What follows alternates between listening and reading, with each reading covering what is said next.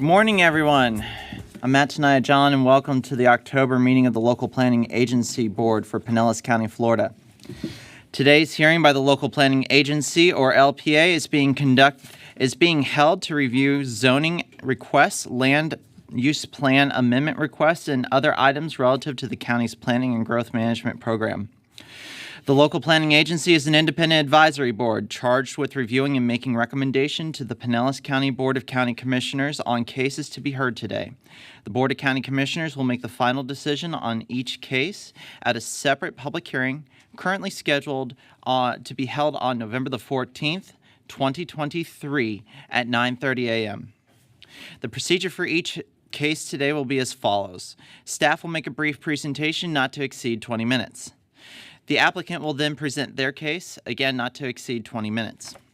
We will then hear from proponents in the room, who will have 3 minutes each unless representing a group of 5 or more, in which case they'll be given 10 minutes. In order to get the 10 minutes, non-speakers must be present and waive their time. We'll then hear from opponents, who likewise will be given 3 minutes each to speak unless representing a group of 5 or more, in which case they will have 10 minutes to speak. Again, non-speakers must be present and waive their time. Finally, the applicant will be given the opportunity to close, answer questions, or respond to any concerns raised by the opponents for a period of time not to exceed 5 minutes. Before your presentation, please give your name and address for the record.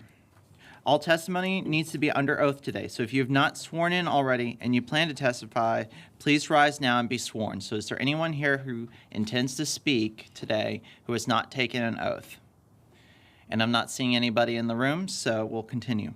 Also, please fill out the slip on the table and present it to the clerk before you speak.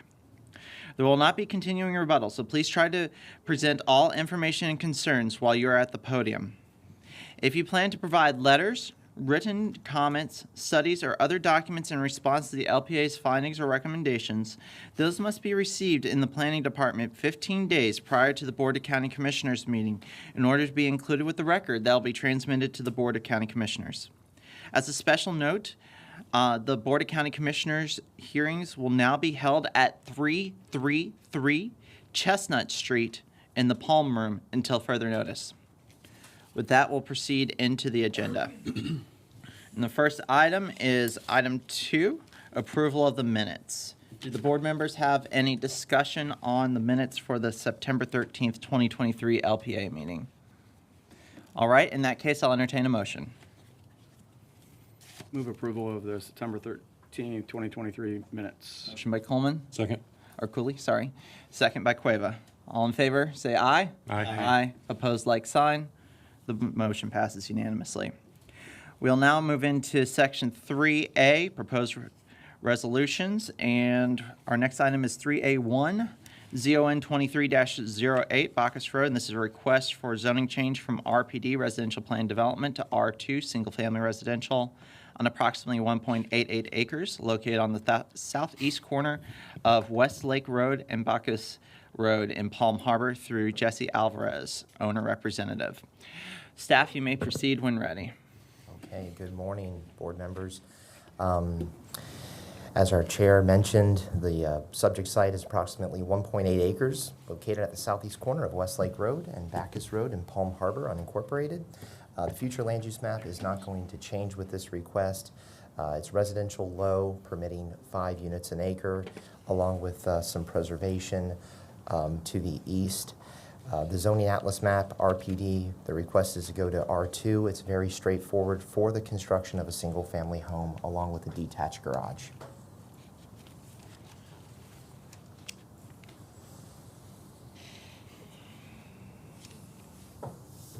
Okay, give me 1 minute. I just shut it off. There it goes. Here we go. Here's an aerial in depicting the surrounding properties. We see to our west a townhome community, to the north. Just a second. We cannot see the screen on our, we cannot see the PowerPoint on our screens up here on the dais. Thank you. Very good. Go ahead. Okay, sorry about that. Thank All you, right, Mr. so Bailey. to our west, we have a townhome community. To the immediate north is a single-family subdivision, detached. Immediately to the east of the property, there's a single-family detached home, and to the south, there's a townhome community, and then catty corner, kind of to the southeast, is an assisted living rehab facility. Just to the north of Tampa Road, which has a variety of non-residential uses, medical offices, things of that nature. Here's the zoning atlas map showing the RPD zoning on the property. That's on the left-hand side of their screen. The proposed is R2. And then here are some pictures of the subject property. This is looking east down Bacchus Road, our first picture. And then the picture to our right is looking south down Westlake Road. So it's a vacant lot. The RPD zoning allows for a wide variety of lot sizes, housing types, such as single-family, detached, attached, and along with multifamily, along with ancillary and accessory uses.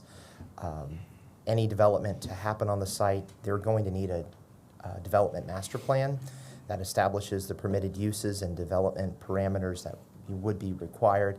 It's an arduous task. It takes some time to kind of put all that together.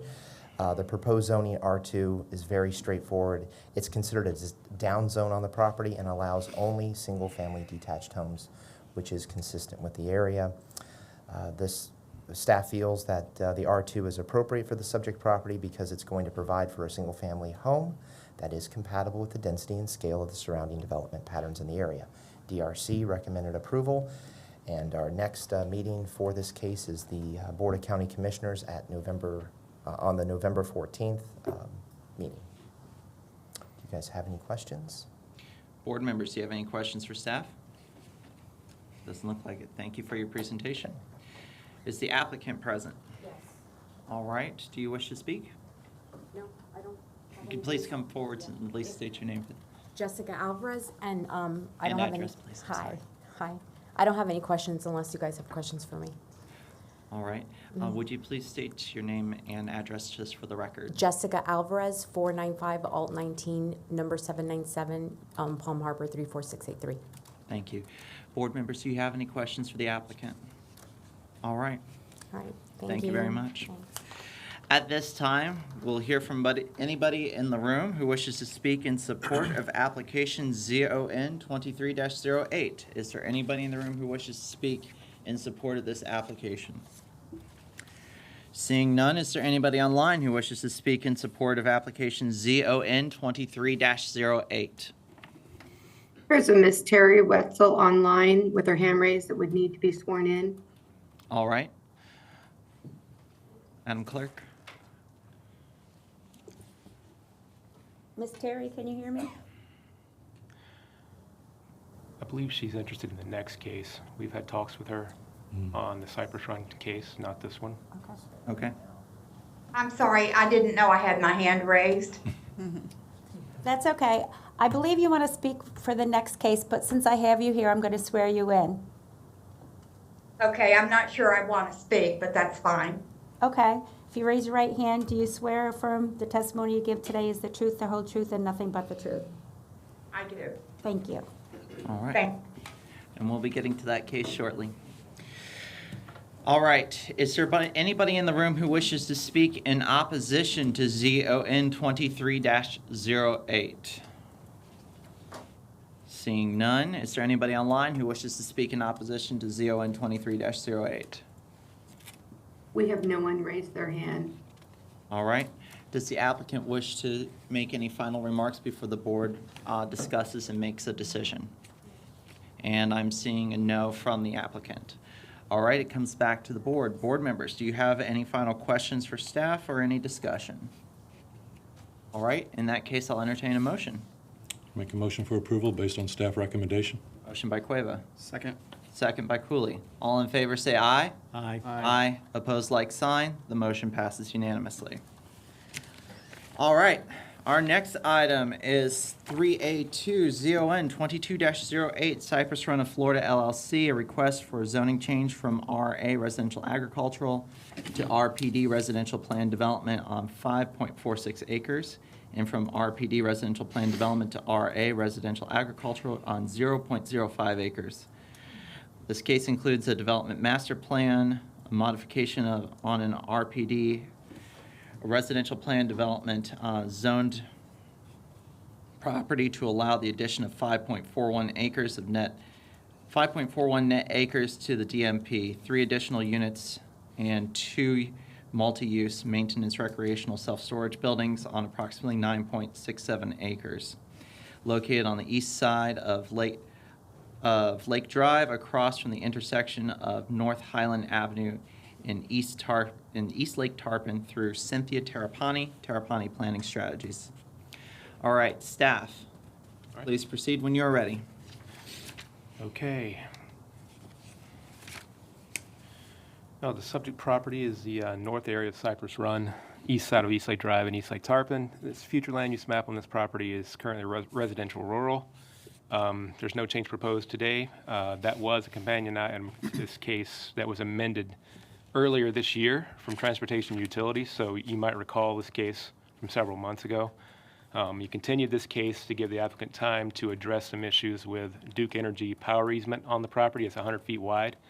So it took some time, about a year, and they came back now with those changes. And so you are kind of hearing this area again. In this case, there are several parts to this zoning atlas amendment. There's 2 areas. One is from residential agriculture to residential plan development on 5.46 acres. And I'll show a map of this in a moment. And the other is a much smaller area, 0.05 acre from RPD to RA.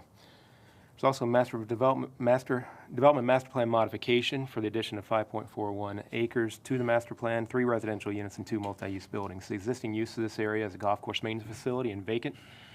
Intended future use is residential maintenance, recreation, self-storage for the residents of Cypress Run. Here you can see the location of the property. The entirety of the red outlines, the 2 different areas, are basically the DMP modifications. You see Cypress Run, the golf course, and the residential community to the south. Everything to the north is county-owned lands and other privately owned lands not part of the master plan. The actual zoning change areas, that kind of long property there is a remnant CSX railroad corridor that the applicant purchased, and that is currently residential agriculture. They propose to make that to residential plan development and to bring it into the master plan of Cypress Run. You see a very small area in the very northwest corner there. A tiny area there is a little area that's proposed from RPD to residential agriculture in order to combine it with the property to the north. That would take it out of the development master plan. I'll get more into that in a moment. You see on the left is the current zoning. See the railroad parcels RA, and that small little piece there is RPD. The rest of that larger area on the left, kind of that was the actual land use amendment you heard last year. So, but this entire area is dealing with the development master plan itself. And you see on the right, it would change the railroad to the RPD color, and that small little piece would go to the RA brown color there on the northwest corner. A little perspective to just to the south of this is the Keystone Road corridor, and just to the east of this is the East Lake Road corridor. So this is up near the northeast corner of the county.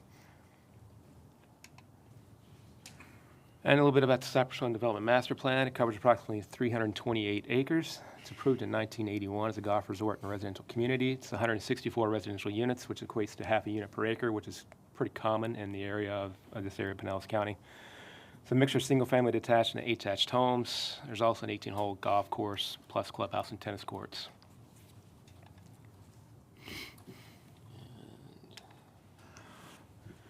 Some zoning information regarding the RPD. Again, it allows a full range of residential dwelling types. It allows complementing non-residential uses. And it has the development parameters, the height, things like height, setbacks, lot size are flexible, and they're set by the actual development master plan itself. And obviously, a development master plan is required. And so the zoning amendment from RA to RPD, the 5.46 acres, is a railroad parcel. It would transfer 3 residential units from that parcel into the development master plan, and then to be constructed in that area that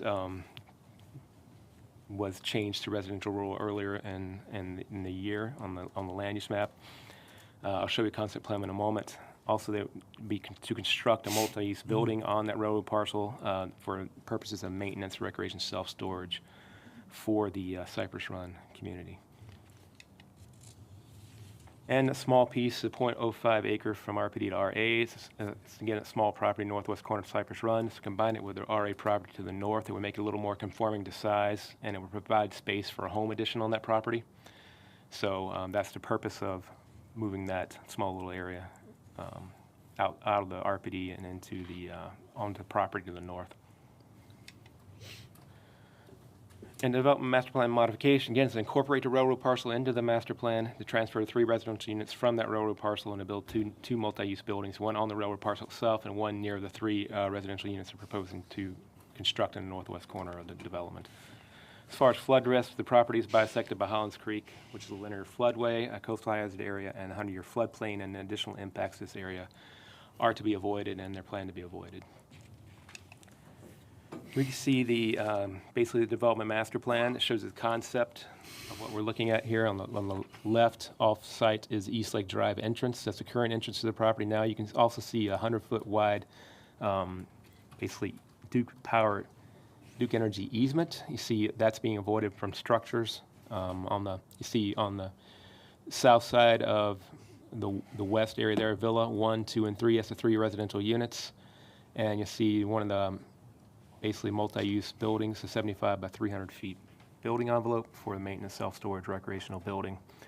And then there's area between that and the railroad parcel that's actually owned by the Cypress Run Association. That's not going to be touched. There's currently a driveway crossing that area, and that's going to remain. And you can see basically to the south of that, kind of an offset there, the other multi-use building, and kind of the central area of that railroad parcel there is where that would be proposed, with some parking as well. Okay.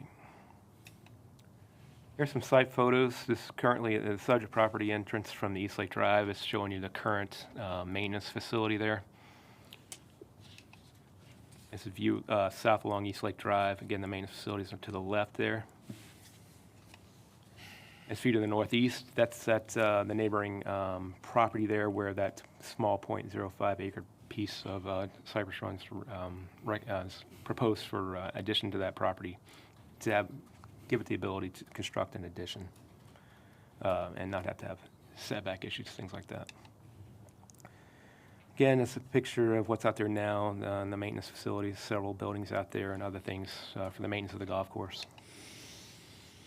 A recommendation of the zoning amendment is compatible with surrounding uses and consistent with the comprehensive plan. The future land use map has already been changed. That would facilitate this, and it's also consistent with the East Lake Community Overlay, which basically foresees the area of low-density residential. It's the lowest density residential in the county, 0.05 or 0.5 acre units per acre. Staff recommends approval, and the Board of County Commissioners' public hearing on this will be 6 p.m. on November 14th. So if you have any questions. All right, thank you, Mr. Bailey. Board members, do you have any questions for staff?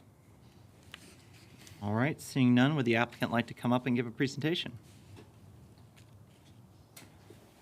Good morning. Good morning. I'm Ed Armstrong. I'm an attorney with the law firm of Hillward Henderson, located at 600 Cleveland Street, Suite 800 in Clearwater, Florida. I'm here on behalf of the applicant.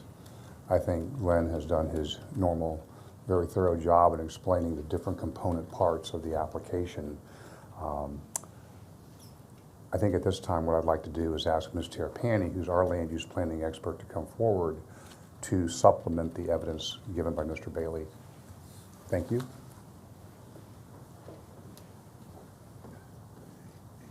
Please state your name and address for the record. Yes, ma'am. Good morning. I'm Cindy Terrapini with Terrapini Planning Strategies. My business address is 128 East Turpin Avenue in Turpin Springs, Florida. And I do, along with Mr. Armstrong, represent the applicant, Cypress Run, LLC. As Mr. Bailey mentioned, the Cypress Run RPD is a pretty old RPD. It was approved in 1981 for 164 units and a golf course on 328 acres. During the early 1980s, those site plans and plats came along pretty quickly and were approved by the county, and it was fully platted by 1983. Construction also started on the homes, and all the construction is complete, save for 2 lots that you approved about a year ago that are going on St. Andrews Drive, which is the main road near the golf course. You probably remember that one. So what we're doing today, there's 3 parts to this application. So I did a little colored map to kind of help us help you show that. So the yellow, let's start with the blue area. The blue, and this is the continuation of the blue, which we're calling the railroad parcel. The railroad parcel was purchased by the applicant last year, 2 years ago. It's 5.461 acres. The rezoning is to rezone it from RA to RPD and bring it into the RPD for Cypress Run. That size property gains 3 units, and we'll talk about that in just a minute. The little teeny tiny red piece there, it's about 2,000 square feet, is being rezoned from RPD to RA, so it's being deleted from the RPD and added to the home site just to the north to allow that property owner to build a garage.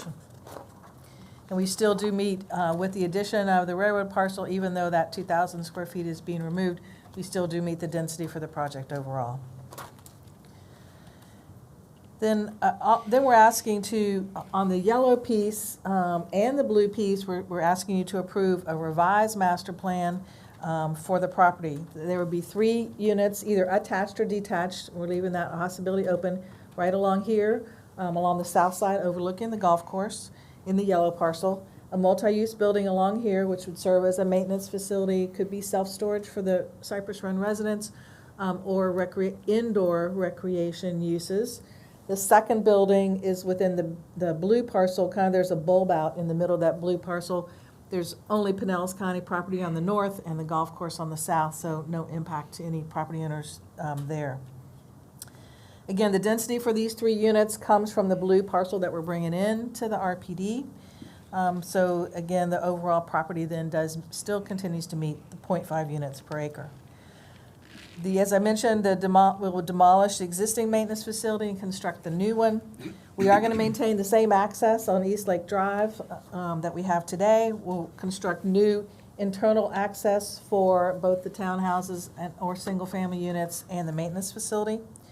There's a small area of the golf cart path. You see this dash line there. That's the current golf cart path that goes onto this property. We're going to relocate that back onto the golf course. It will continue to connect throughout the entire golf course. The proposed master plan has been thoughtfully developed to respond to previous concerns by property owners. We did have a different version of this master plan before you last year.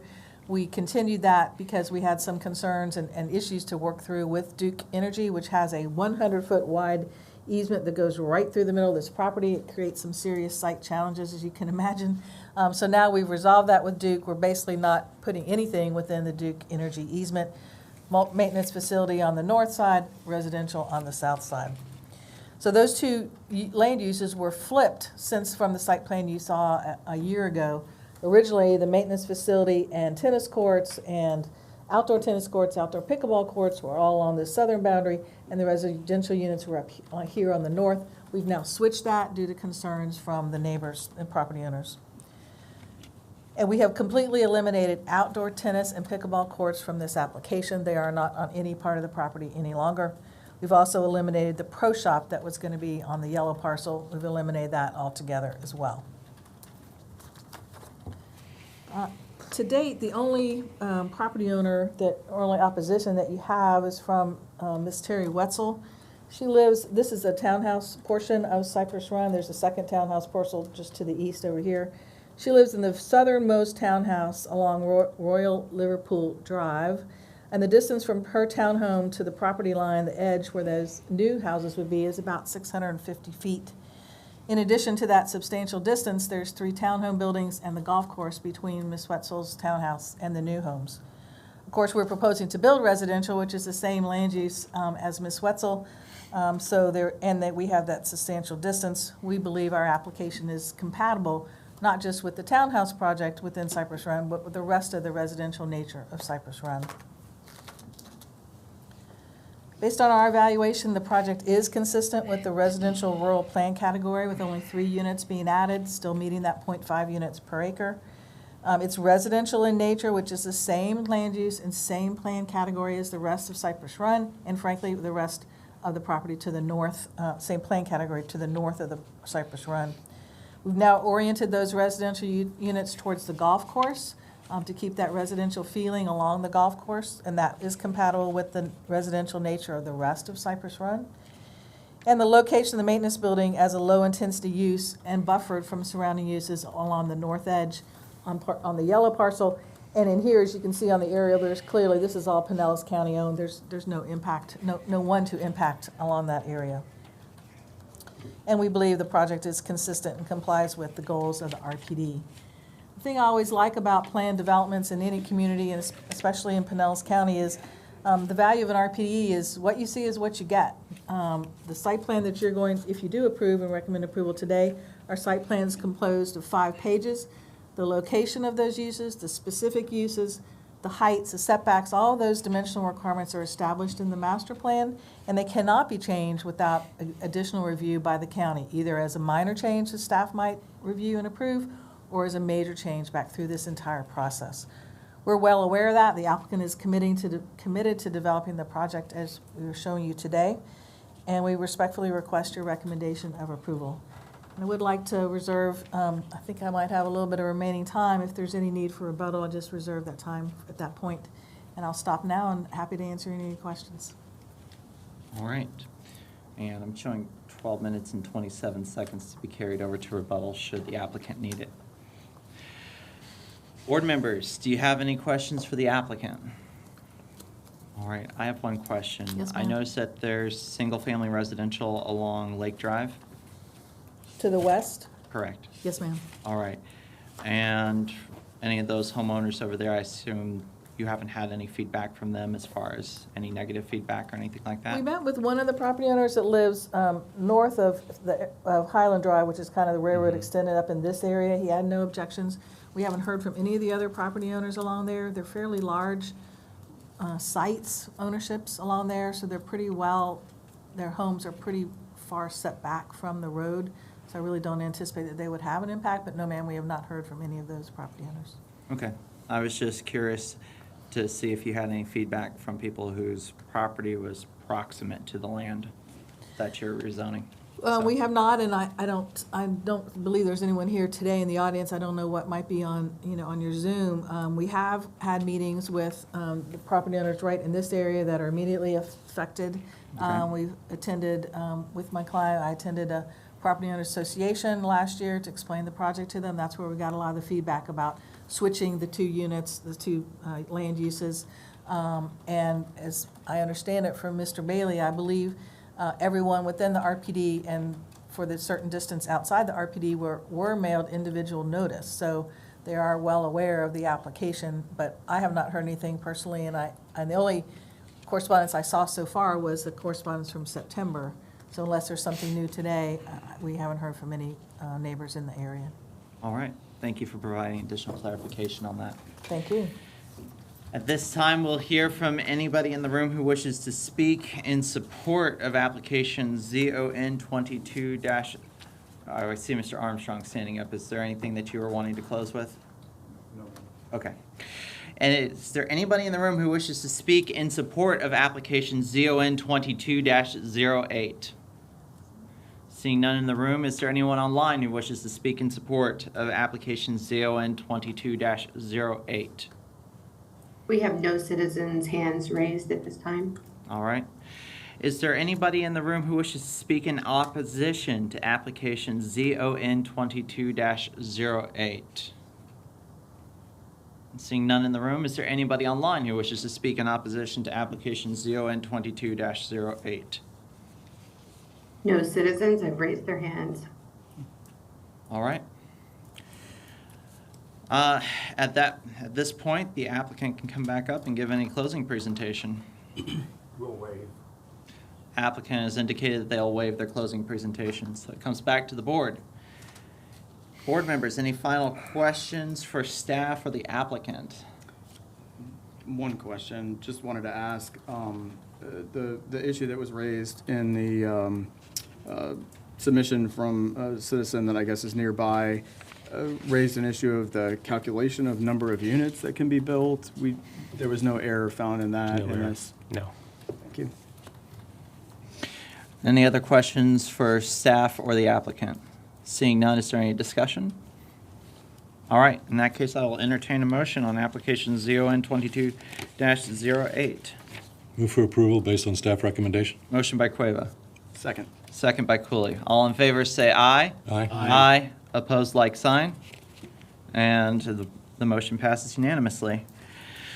All right, thank you everybody for your time on those two items. And now we'll move on to item 3B, which is an overview of sunshine law procedures. Mr. McAteer, I assume you're going to be leading that presentation? I am, yes. Thank you, Madam Chair. Thank you, counsel. Now, I don't know if we're putting it on the screen or, okay, yeah, that one will work. There's a couple of different ones, but we'll skip to the PowerPoint that you might have in your packet, or otherwise we can just use the screens in front of us. We can see it on the screens. So this is going to cover the sunshine law, voting conflicts, and also just an overview of public records and the role of the local planning agency in both the state and local level.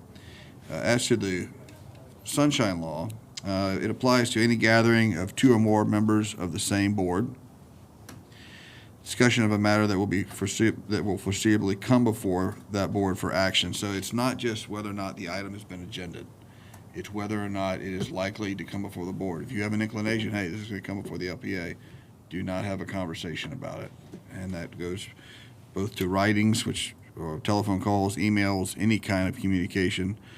Also, try to avoid even inadvertently using staff or legal which we would be resistant to doing as a conduit, but that can happen incidentally as well.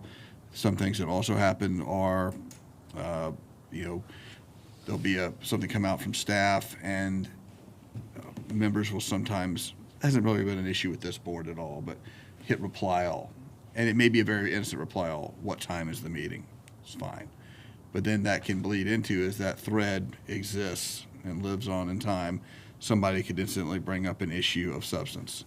And then we got to cure it at the dais, which we have to talk about it and talk about the error, and it becomes kind of a red-faced issue at best, and we have to, confess and amend. And so it's better just to avoid it all together. So don't reply all. Just reply to us individually. Feel free to call Glenn or myself or anybody, but please don't hit reply all. That's a big one for me. Again, reasonable notice. Staff typically handles that, so you don't have to worry about it. Minutes of the meetings must be taken, as you know. Public comment. There is in the early 2010s, in response to case law, the statutes were amended to allow the right to be heard to be in the statute. And so, this, again, not really an issue with this board, but some of the smaller recommending and advisory boards have been surprised by that. Oh, people actually do have the right to speak. Yes, they do. And so here, again, it's part of our procedures. We don't have to really worry about it, but it is codified and is in the statutes as part of the case law. Penalties for violation of the Sunshine Law. There are criminal penalties. Second-degree misdemeanor and up to a $500 fine, 60 days in jail. Can be removal from the office or position. Payment of attorney's fees if the member of the public challenging the action prevails. And the action taken by the board in violation of the Sunshine Law is voidable. That's one that is of concern to this board, because if there is even an incidental, which it typically would be, Sunshine Law violation here, BOCC goes on to approve, someone challenges, they can come back and say, hey, at this stage in the process, there was a defect, and it rolls all the way back, it's voided. So that can be another thing that has happened, where people have gotten, often at the county commission level around the state, in worse trouble for these is where they compound a perjury with the Sunshine Law violation. Well, that takes it a long way from being a misdemeanor. Then all of a sudden you're up in jail time territory. Significant, and that has happened within the last few years in some of the Central Florida counties. So it is something that can, well, it doesn't seem like a big deal, like, oh, I would never violate the Sunshine Law, whatever. It can incidentally compound itself into something that's a bit of a nightmare, and then the member is often and usually on the hook for their own legal defense and their own legal defense costs. And so it is something to be wary of and be cautious about. Voting conflicts. Elected or appointed officials must disclose a conflict in advance and abstain from voting on any measure which would inure to a special private gain or loss to the board member, the board member's principal, which is their employer, except for government agency, a relative. Council McAteer, is that the next slide? It is, I'm sorry. I need to learn to, Glenn's the click man up here, and I'm not the, here we go. It's I know it's that thing's fighting you. I usually try to stay as quiet as I can. I'm an attorney up here, and so I'm fighting my own instincts right now. Thank you. The board members, principal, relative, parent, child, most of this stuff, if you've got an instinct that you might have a conflict, come and talk to me. It just, because usually if you've got an instinct that you might have a conflict, you probably do have a conflict.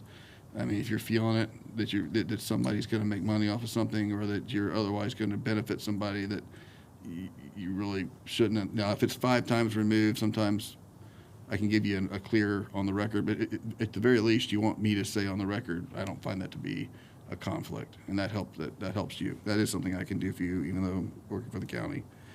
Again, there it is. Always consult with the LPA attorney if you believe there may be a conflict. Click.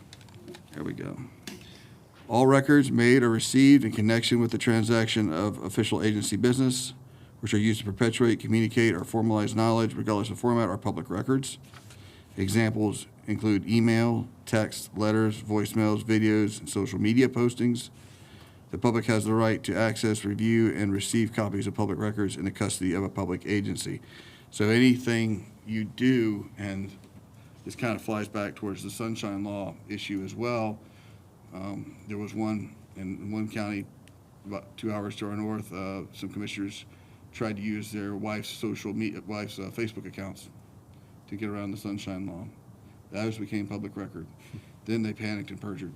And that's not something people up here would do, but that's the public records law is very, very broad. So if you're willing to serve on these boards, which is a wonderful thing to do, just be aware that just keep this business out of your Facebook, out of your Instagram, all that stuff. And so best way to do it is just keep those two lives separate.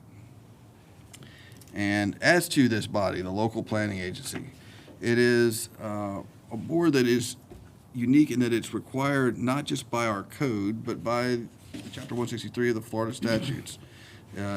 You make recommendations to the Board of County Commissioners on land use applications and rezonings, not final decisions.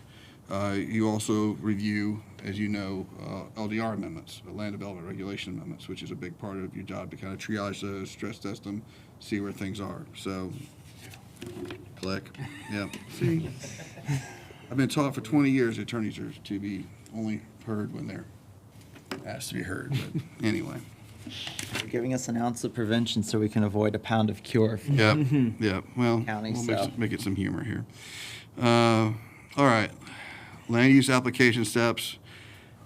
There is a pre-application meeting with the county. Optional assistance with the request. Those, we're working on something right now to make sure that, those can be done in a manner that is compliant with the Sunshine Law, because we have DRC as a formal body, so those will actually, in the short term, be noticed DRC gatherings, so that early assistance meetings, things like that, can be done without causing a Sunshine Law violation. So, because you have the same cast, the same group, and right now DRC is a recommending body, so we're working on that. You'll see an LDR change to that in the spring to take that risk away. You're anticipating public notice for DRC meetings and pre-applications? Am I correct? There are already public notice for DRC. We have that in the paper. The way that it was codified in 2018, the LPA and DRC notice requirements were identical.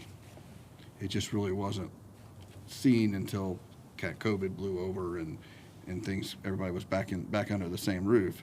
And it was realized, okay, this has got to be noticed up. So we're changing that to an internet notice for DRC to allow for more flexibility for DRC in the short term. In the long term, DRC will be an information body, which will help Glenn give a recommendation as the planner to this board and to BAA. So just saying, let's letting you know that there are some changes forthcoming that you will see as part of LDR amendment packages. Okay.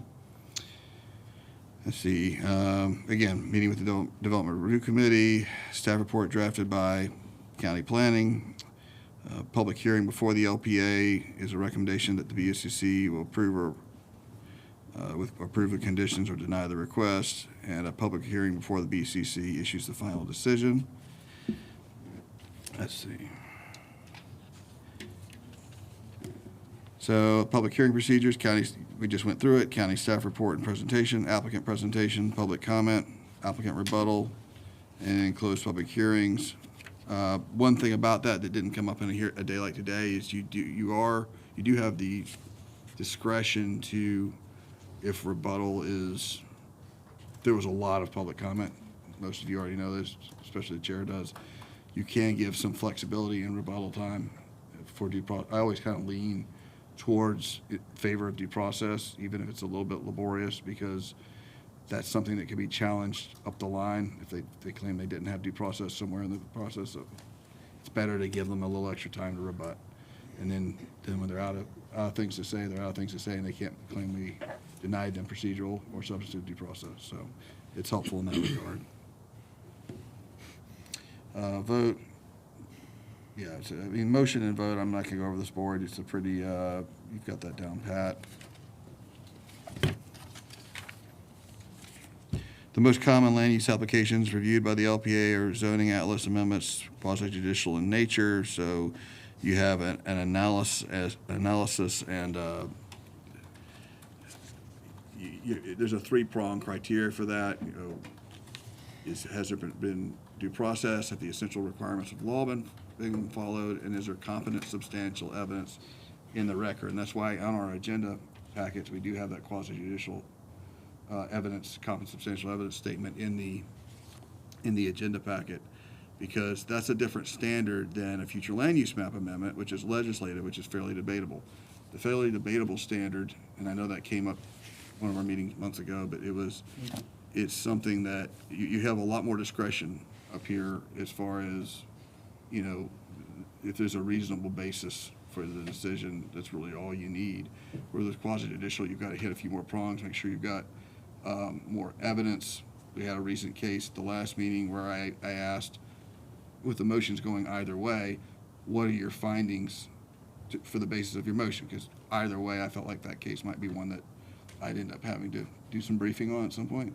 So no matter which way it went, I wanted to, for the members to state their basis. That is not really a legal requirement anymore of quasi-judicial cases under the case law, but it makes it easier to defend when you're in the county attorney's office writing the brief to say, here's why the motion was made the way it was. Excuse my voice. As to future land use map amendments, all property in unincorporated Pinellas is assigned a future land use category. Future land use categories establish density and intensity of development, use characteristics, and locational characteristics.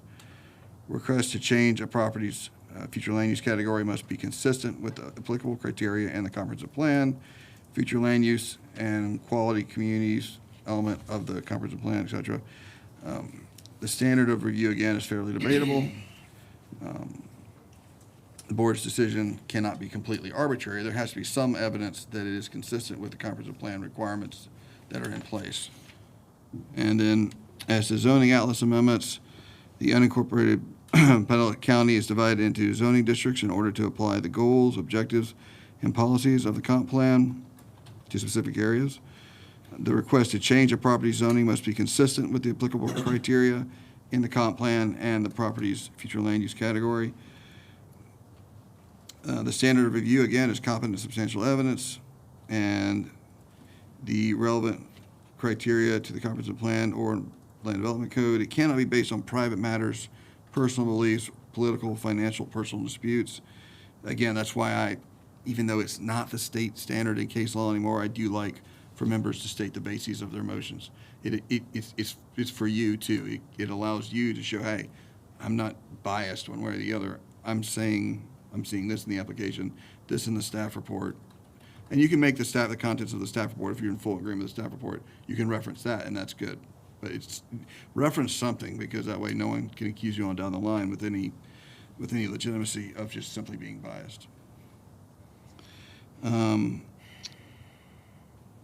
Yeah, it's a non-speculative. This goes to competent substantial evidence. You can't rely on evidence that's based on a guess, hunch, or assumption. When people come up and say, I think, I believe, I heard, or they're just pretty obviously, or they respond, you ask them, hey, where are you getting this? Well, it's just what I understand. I don't have any reference to it. That's often something when someone gets up and says things that sound like they're confident asserting facts, it's often good to ask them, because it's not my role, it really needs to be the board's. Can you state a source for, and this happened in these hearings, can you state a source for the information you're giving? If they just say, well, everyone knows this, that's not competent substantial evidence.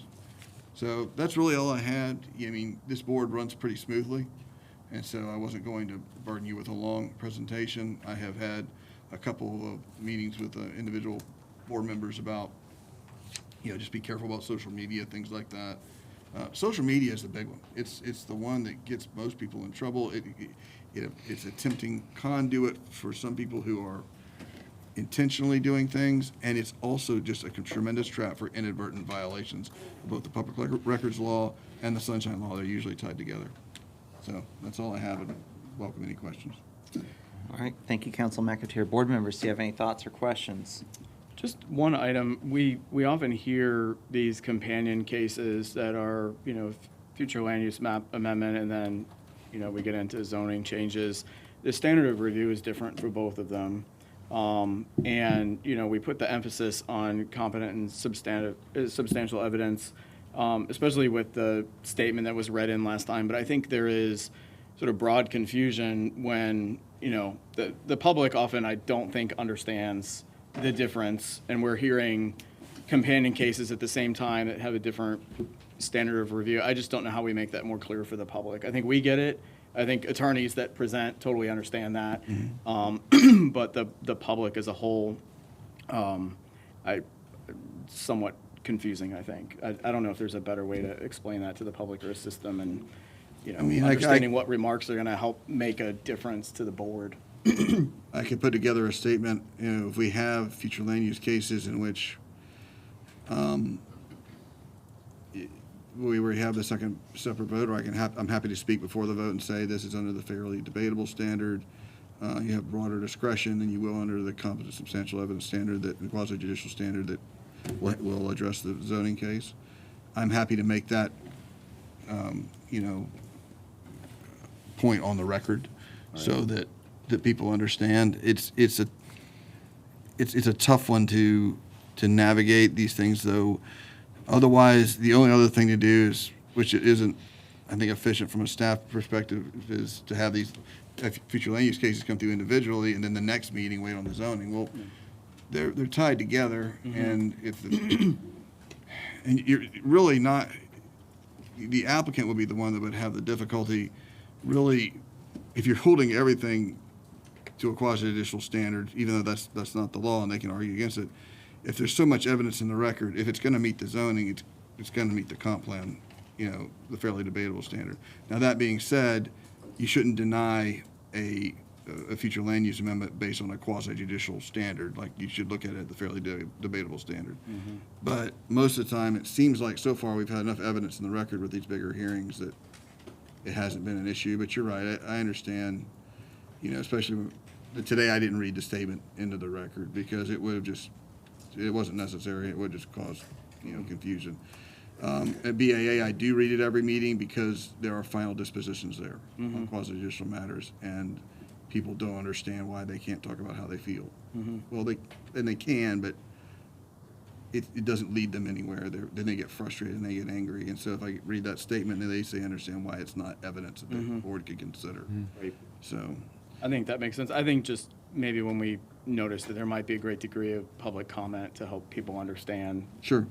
But like today, I don't think it's necessary. And it was just zoning today. Just too, zoning so, today, you right. know. Okay. Thank you. Any other questions for Council McAteer? All right. Thank you so much for your presentation today. And I'm sorry about my voice. I have had that problem for the last few days, but Is this recorded to share with our other board members that are not here today? I do believe all our meetings are recorded. yes. Send that out to our other board members that aren't here. All right. Any final remarks before adjournment? Questions? Okay. Staff, do you have anything to bring to our attention before adjournment? No. All right. In that case, I will entertain a motion to adjourn. Move we adjourn. Motion by Cooley, second by Cueva. All in favor say aye. Aye. Aye. Opposed, like sign. The motion passes unanimously. I'll see you in November, everyone.